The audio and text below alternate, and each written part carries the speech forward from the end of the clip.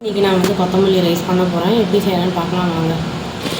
இதுக்கு வந்து நான் முந்திரி சும்மா ஒரு 7-8 முந்திரி எடுத்திருக்கேன். அப்புறம் இந்த எல்லாம் கலந்த மசாலா பேக்கெட் இருக்கு இல்லையா, அது 3 எடுத்து பிரிஞ்சி இலை பட்டை எல்லாம் சும்மா ஒன்று எடுத்திருக்கேன். சோம்பு கொஞ்சம் ஒரு 1/4 டீஸ்பூன் எடுத்திருக்கேன். பூண்டு ஒரு 10, இஞ்சி ஒரு துண்டு 1 இன்ச் எடுத்திருக்கேன். 2 பச்சை மிளகாய் எடுத்திருக்கேன். ஒரு பிடி கொத்தமல்லி நல்லா வந்து வாஷ் பண்ணிவிட்டு அலசி ஆஞ்சு எல்லாம் பண்ணி எடுத்து வச்சுருக்கேன். ஒரே ஒரு தக்காளி, அப்புறம் ஒரு வெங்காயம் எடுத்துருக்கேங்க. நான் தேவையான அளவு உப்பு. அது சாதம் வந்து நான் வடித்து பண்ணுறேன். நீங்கள் வந்து மதிய சாதம் சப்போஸ் மிச்சம் மீதி இருந்ததுன்னா கூட அதை வச்சு கூட பண்ணிக்கலாம். தேவையான அளவு எண்ணெய், எனக்கு பதிலாக நெய் ஊற்றினா இனியும் டேஸ்ட் நல்லாயிருக்கும். இப்போ வந்து நம்ம இஞ்சி, பூண்டு, பச்சை மிளகா, கொத்தமல்லி அது எல்லாத்தையும் நல்லா அரைச்சி எடுத்துடலாம். இப்போது நல்லா அரைச்சி எடுத்துட்டேங்க. இப்போ எண்ணெய் போட்டு அடுத்து என்ன பண்ணுறதுன்னு ப்ரொசீட் பண்ணலாம். இப்போது நெய் எண்ணெய் கொஞ்சம் கலந்து போட்டிருக்கேங்க நான். இப்போ வந்து இந்த பிரிஞ்சி இலை அந்த இதெல்லாம் போட்டுடலாம். பொரியட்டும், கொஞ்சம் வாசனை நல்லா வரும். அதுக்கப்புறம் அடுத்தது போடலாம். இது வந்து நம்ம மத்தியானம் சப்போஸ் சாப்பாடு மிஞ்சி போச்சு, அது ராத்திரிக்கு இருக்குது அப்படின்னா இந்த மாதிரி பண்ணி சாப்பிட்டா நல்லாயிருக்கும். திரும்பி சாம்பார் ரசம் சாப்பிடாம இந்த மாதிரி சாப்பிட்டோன்னா நல்லாயிருக்கும் டேஸ்ட்டு. இது சீப்பாகவும் கிடைக்கிறது தான் நம்மளுக்கு கொத்தமல்லி எல்லாம். இப்போ வெங்காயம் போட்டுடலாங்க.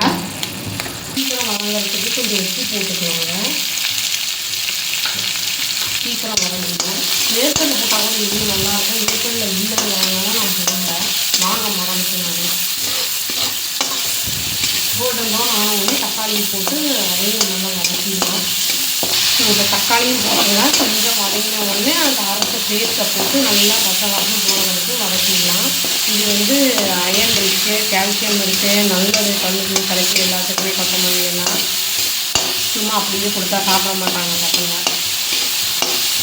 இப்போ வந்து நம்ம அரைச்சி வந்து இஞ்சி பூண்டு அந்த இதெல்லாம் அரைச்சி வச்சுருக்கோம் இல்லைங்களா, அதையும் போட்டேன். நல்லா வந்து கொஞ்சம் பச்சை வாசனை போகட்டும். உப்பு போட்டு சாதத்தை பிரட்டி எடுத்துக்கலாம். இல்லைனா சாதம் வந்து நம்ம டைரெக்டாக வந்து சாதத்தை குக்கரில் வச்சு கூட பண்ணிக்கலாம். அது நம்மளுக்கு அவைலபிளாக இருந்ததுன்னா சாதம் வந்து பழைய சாதத்தில் பண்ணிக்கலாம் மதிய சாதத்தில். இல்லைன்னா நம்ம ரைஸ் வச்சு கூட பண்ணிக்கலாம். அதை ரைஸ் வந்து நான் 100 கிராம்ஸ் ஊற வச்சு அதை வேக வச்சு எடுத்துருக்கேன். நான் காரத்துக்கு வந்து 2 மிளகா தான் போட்டிருக்கேன். வேணும்னா இங்கேயும் போட்டுக்கலாம் தேவைப்பட்டால். நம்ம காரம் வந்து அவங்கவுங்க விருப்பம் தான். காரம் நல்லா வதங்கிடுச்சுங்க. இப்போ வேணுங்கிற அளவு ரைஸ் போட்டு நம்ம வந்து அதை கலக்கிடலாம். ரொம்ப ஜாஸ்தி போட்டோம்னா ஒன்றுமே காரம் உப்பெல்லாம் இருக்காது. அதனால் நம்மளுக்கு எவ்வளோ போடணுமோ அளவாக போட்டு பண்ணோம்னா அந்த காரம் எல்லாமே கரெக்டாக உரைச்சிருக்கும், நல்லாயிருக்கும் டேஸ்ட்டு. இப்போ இதை நல்லா கிளறி விட்டு ஆஃப் பண்ணிடலாங்க. வேணும்னா கொத்தமல்லி தூவி விட்டுக்கலாம். நான் கொத்தமல்லி அரைச்சி போட்டதுனால நான் தூவலை. அவ்வளோதாங்க, ஈஸியான டேஸ்டியான கொத்தமல்லி சாதம் ரெடி ஆகிடுச்சு. இது எல்லாமே நம்மளுக்கு வந்து வீட்டில் இருக்கக்கூடிய பொருள்கள் தான். சாதம் வந்து மிச்சம் மீதி இருந்தால் கூட இந்த மாதிரி பண்ணி சாப்பிட்லாம். அது வந்து கொஞ்சம் பொலன்னு இருந்ததுன்னா நல்லாயிருக்கும் சாதம் இதுக்கு. அவ்வளோதாங்க, ட்ரை பண்ணி பார்த்துட்டு எப்படி இருக்குன்னு சொல்லுங்கள். Thank you. Please do like, share and subscribe our channel and click the all option and tap the bell icon. Thank you.